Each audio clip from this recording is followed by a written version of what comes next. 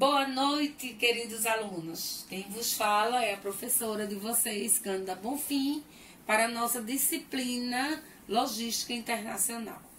Lembra vocês da última aula, tivemos solução de conflitos, que podem ser de formas pacíficas, meios diplomáticos, meios políticos e meios jurisdicionais.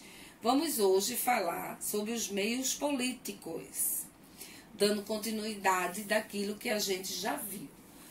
Nos meios políticos, a gente tem a ONU como um dos principais órgãos que faz a diplomacia política entre os países. A ONU possui, na instância política, o órgão chamado Assembleia Geral e possui o Conselho de Segurança das Nações Unidas. Esses dois órgãos são responsáveis por lidar politicamente com as nações. E como é feito a questão de resolução de conflitos? Vamos adiante. Primeiramente, é bom saber o que é a Assembleia Geral das Nações Unidas. A Assembleia Geral é como uma assembleia, gente, de condomínio, tá? Tá todo mundo reunido dentro daquele horário. A mesma coisa acontece com a ONU. A Assembleia Geral está todos os países inscritos, subscritos na ONU, certo? No mesmo horário, naquela reunião. Então, a Assembleia Geral é um dos 6 órgãos principais da ONU. O único em que todos os países têm representação igualitária. Ou seja, se eu levo 2 pessoas do meu país, Brasil, cada um vai ter que levar o mesmo número de pessoas. Seus poderes são para supervisionar o orçamento da ONU, nomear os membros não permanentes do Conselho de Segurança, receber relatórios de outras instituições da ONU e fazer as recomendações sobre a forma de resoluções de conflitos. Aí sim é onde age politicamente a Assembleia Geral das Nações Unidas. Um detalhe, é supervisionar o orçamento da ONU, certo? É fazer o que o Tribunal de Contas faz, né? Ele vai ver se as contas da ONU estão em dias, se a contabilidade está correta, as doações, tudo isso. Nomear os membros não permanentes no Conselho de Segurança, isso é uma das funções, porque o Conselho de Segurança tem membros permanentes e membros não permanentes. E receber relatórios de outros diretórios da ONU. Também é uma das competências da Assembleia. Agora, aqui a gente vai mais lidar exatamente com a forma de resolução de conflitos, como é que a ONU lida com isso.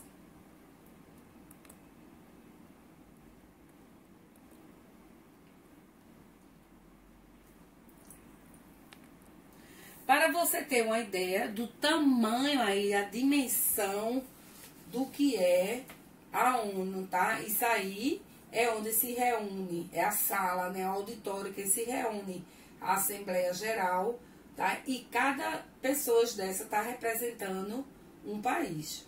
Então, é uma dimensão global muito grande a questão da Organização das Nações Unidas. Por se reunir apenas em determinados períodos do ano, o Conselho de Segurança se torna o mais procurado pelos países reclamantes.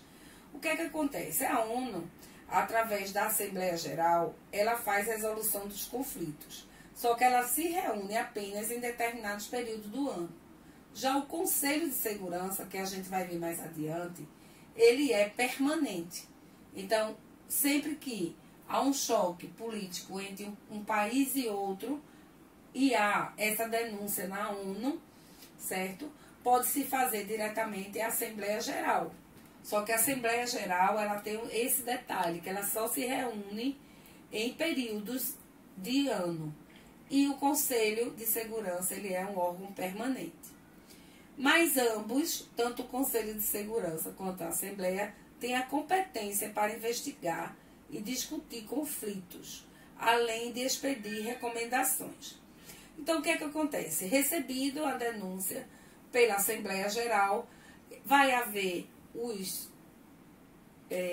vamos dizer assim, vai haver os representantes dos países, a ONU, como um elemento neutro, vai receber como é a denúncia de cada um e vai dar um parecer a respeito dessa resolução de conflitos políticos que existem entre os dois países, certo?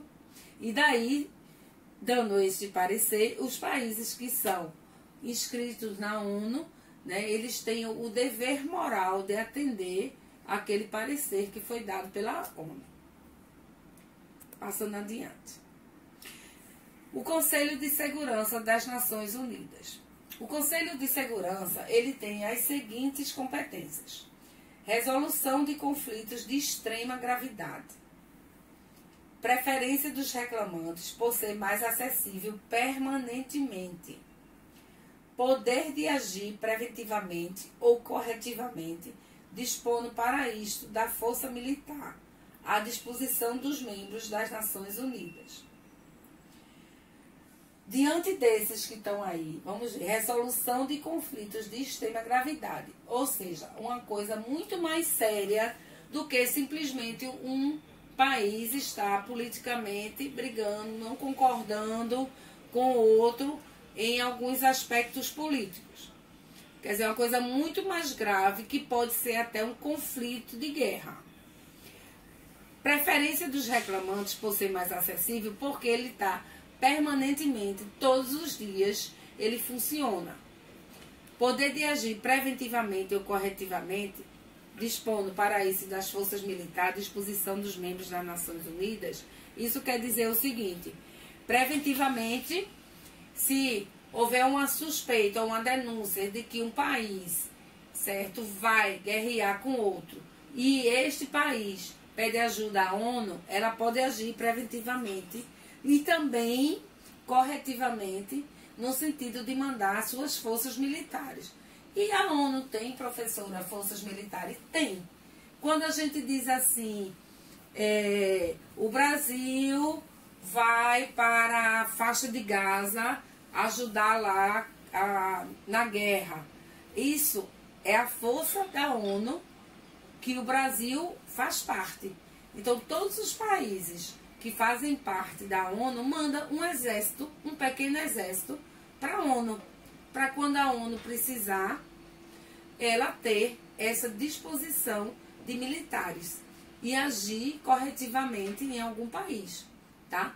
Mas isso, gente, sempre respeitando a questão da soberania do país.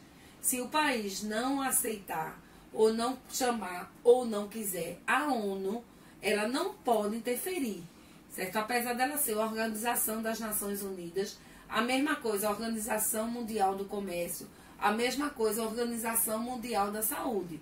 São órgãos mundiais que visam disciplinar, né, as condutas dos países, tá?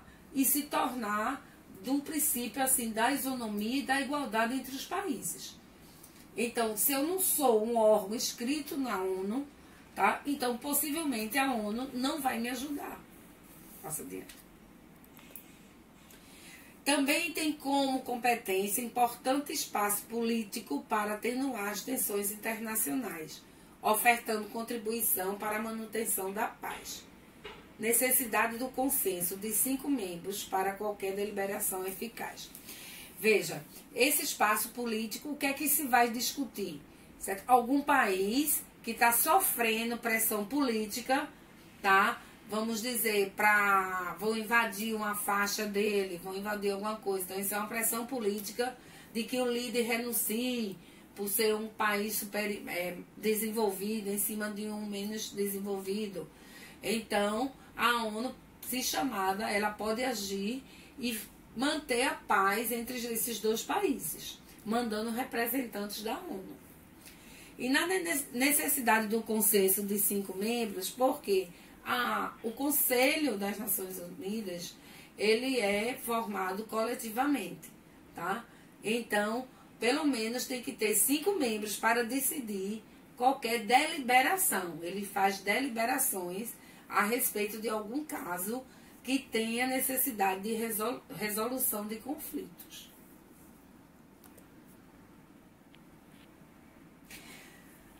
Além da ONU e a questão dos dois órgãos, a Assembleia Geral e o Conselho Permanente das Nações Unidas, né?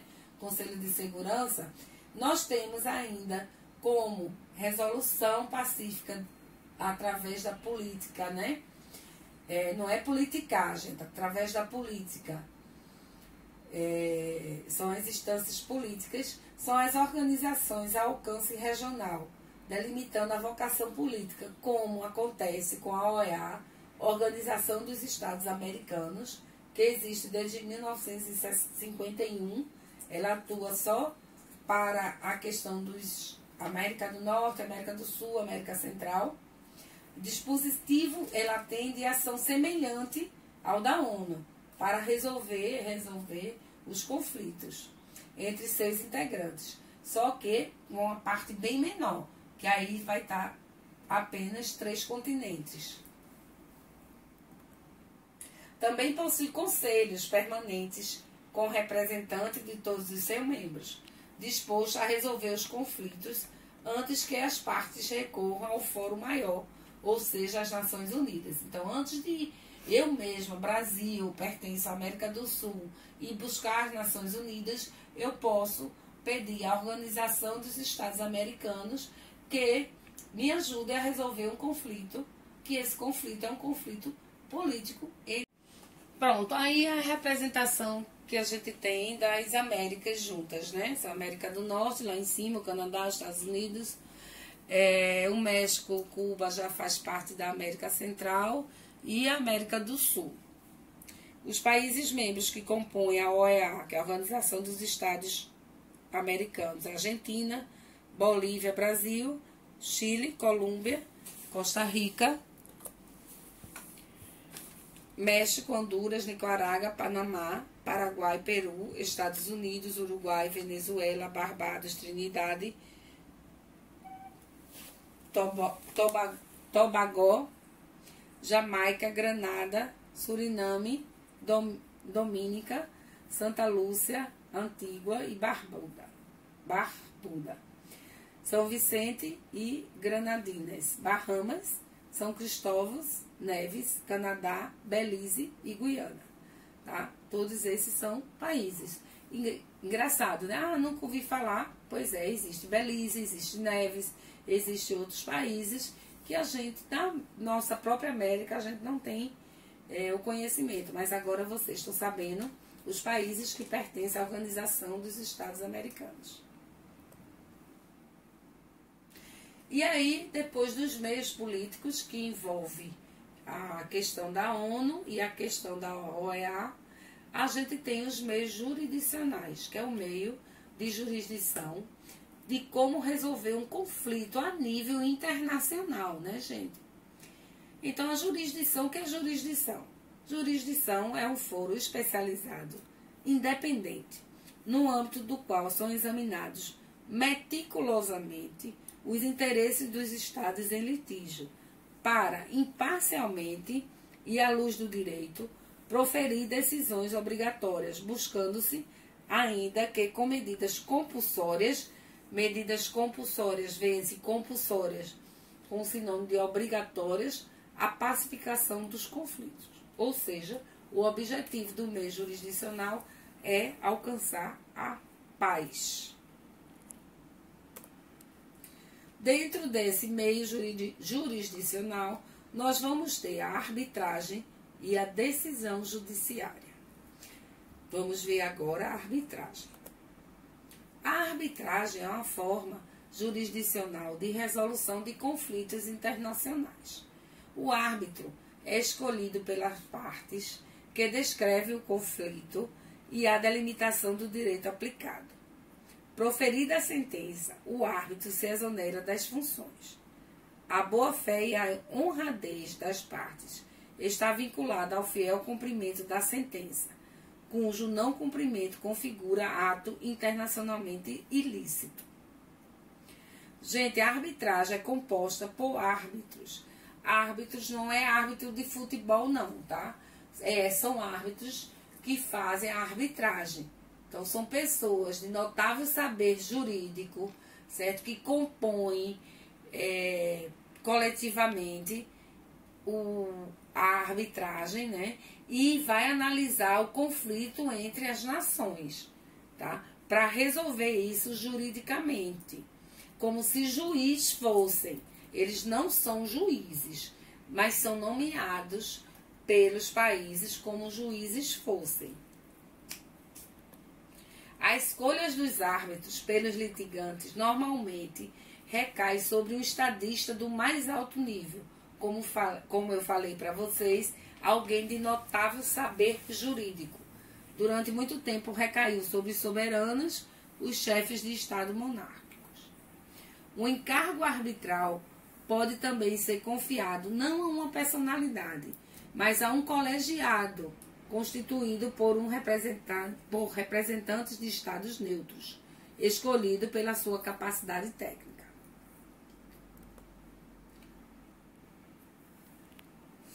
A Corte Permanente de Arbitragem, ela se encontra em Haia.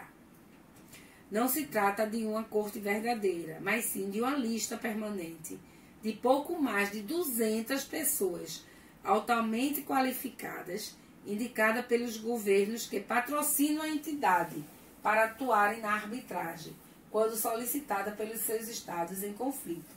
A Corte Permanente de Arbitragem está sediada na cidade de Haia, na Holanda. O compromisso arbitral, celebrado entre os dois estados em conflito, ou seja, um tratado bilateral. Bilateral porque está envolvendo dois países. Onde os litigantes, os litigantes são aqueles países que estão em discórdias. Especificam o litígio, ou seja, qual é o objeto desse litígio. Menciona as regras do direito aplicável, qual o direito que deve ser aplicado ali naquele caso. O direito natural, o direito civil, o direito de propriedade, o direito das obrigações, designa o árbitro ou o tribunal arbitral, ou seja, os países podem nomear um árbitro, que é aquele que tem notável saber jurídico, ou pode ser pelo colégio de árbitro, né? O tribunal arbitral. Estabelecem prazos e regras de procedimento, eventualmente, e, por último, compromete-se a cumprir fiel e rigorosamente a sentença arbitral, como preceito jurídico obrigatório. Então, o que é que acontece? Como acontece na justiça, tá? É eleito o juiz, que é o árbitro, e vai se explanar o litígio que tem entre, no mínimo, os dois países. E, no final, esse árbitro, que foi eleito, né, sob uma forma imparcial, porque não pode pertencer a um país nem a outro, tem que ser a um terceiro país, porque ele tem que agir de forma imparcial. E aí, o árbitro, como juiz, vai emitir uma sentença arbitral, certo?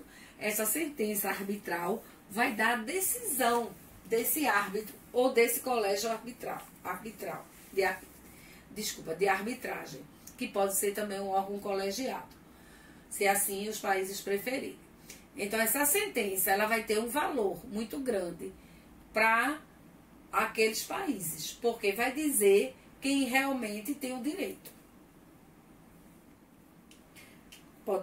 O que acontece? A natureza irrecorrível da sentença arbitral. O que não acontece na justiça é isso, mas na questão de arbitragem, o árbitro não está inscrito em qualquer órgão judiciário, certo? Proferida a sentença, ele se descumbe do dever jurisdicional de que foi revestido. Às partes, cabe o fiel cumprimento da sentença. Portanto, a sentença arbitral ela é definitiva. O que eu quero dizer com isso? No juiz, certo? Quando uma das partes não concorda com a sentença judicial, que é aquela decisão judicial, a pessoa faz o quê?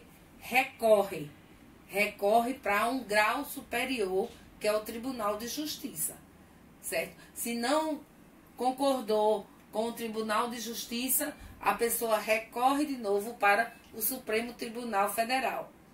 E assim por diante, até chegar no Superior Tribunal Federal, que é o STF. Certo? Aí não. Se você elegeu, os países elegeram um árbitro, essa sentença ela é definitiva, ela não tem direito a recurso, porque quando o árbitro decide, ele se exonera, certo? Do cumprimento de sentença. Então, o que é que ocorre? A obrigatoriedade da sentença arbitral não está sujeita à vontade das partes. No entanto, desobedecer é um ato ilícito grave. Então, se é nomeado um árbitro, há todo um processo, igual como o juiz, como a justiça, certo? E o país que perdeu, vamos supor assim, não aceita. Ele vai ser mal visto, né? Ele vai ser um país que não vai ter, como é que eu posso dizer para vocês assim, um bom olhar mundial. E ele pode sofrer represárias, porque ele perdeu na arbitragem, mas não cumpriu a sentença. A carência de executoriedade. Exatamente isso. Porque, como o árbitro ele se desonera a partir da sentença, não tem como haver a execução, certo? Que é uma ação de execução. O árbitro não dispõe de milícia que garanta pela força a execução da sua sentença. Portanto, o seu fiel cumprimento está vinculado apenas à boa-fé e honradez das partes. Assim, não obstante o fato de ser definitiva e obrigatória, a sentença arbitral não é executada, né? Não é executória. Por quê?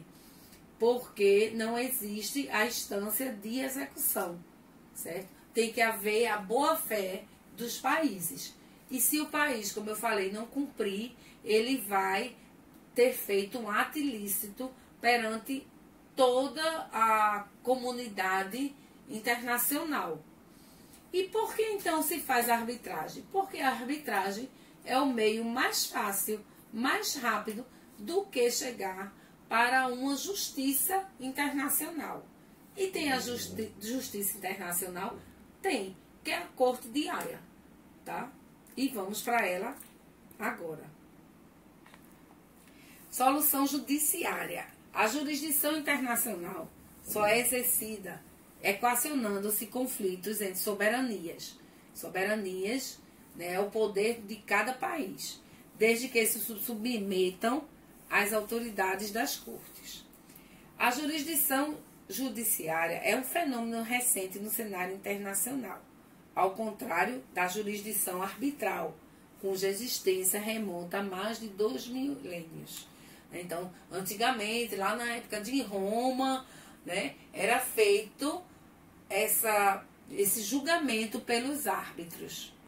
Então, já existia a arbitragem há muito tempo e era respeitada. E aí temos a Corte de Haia. A partir da Carta da ONU, passou a ser o órgão oficial da organização.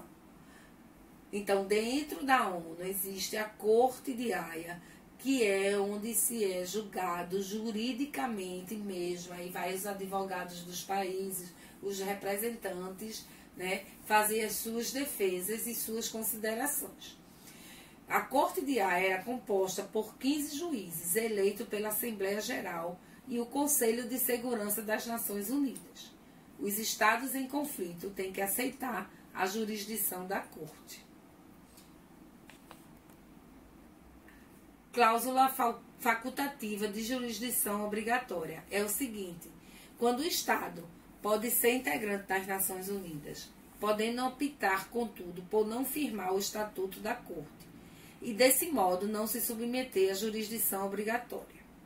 Os signatários estão obrigados, por antecipação, a aceitar a jurisdição da Corte de Haia, sempre que demandados por outro Estado, também comprometido com a mesma cláusula, com base na reciprocidade. O que é que isso quer dizer, gente? A cláusula de o país escolher, estando na ONU, de participar da Corte de Haia, é opcional, porque é facultativa, certo? Só que tem aí vantagens e desvantagens. A vantagem é, se eu não me inscrevo na cláusula facultativa, se tiver um problema, eu vou decidir de outra forma e posso até ganhar em outras instâncias, certo? Mas, se eu precisar um dia da ONU, que ela decida sobre um direito que eu tenho certeza que eu tenho esse direito, que esse direito me pertence, eu não vou ter a ONU na possibilidade de resolver meu conflito. Por quê? Porque eu optei, na época, por não fazer parte da corte. E se eu fizer parte da corte e o outro estado também tem que fazer parte da corte, aí sim eu estou obrigado a atender a sentença que houver, porque é uma decisão judicial, tem força de justiça, né, de juiz mesmo. O acórdão da Corte de Haia é, assim como as sentenças arbitrais, definitivo e obrigatório. O acordo da Corte pode ser executório em circunstâncias especiais, em caso de resistência obstinada ou recusa do Estado em cumprir as determinações da Corte. Nesse caso, o Conselho de Segurança tomará as medidas adequadas para que se cumpra o acordo. Veja, gente, a partir do momento que eu participo da Corte, a Corte é um órgão colegiado, a gente viu com 15 juízes, certo? E sempre em número ímpar, né? Porque para não haver um empate. Então, o acórdão é a decisão do colegiado, da Corte. Se fosse a decisão de um árbitro só, de uma decisão de um juiz só, era uma sentença. Então, acórdão é uma sentença a nível de colegiado, de mais de um juízes, certo? E a vantagem de se participar da Corte de Haia, porque tem a força, né, da sanção. O Conselho de Segurança, ele pode mandar as forças militares atuar naquele país que não cumpriu o acórdão, que é a decisão judicial perante a Corte de Haia.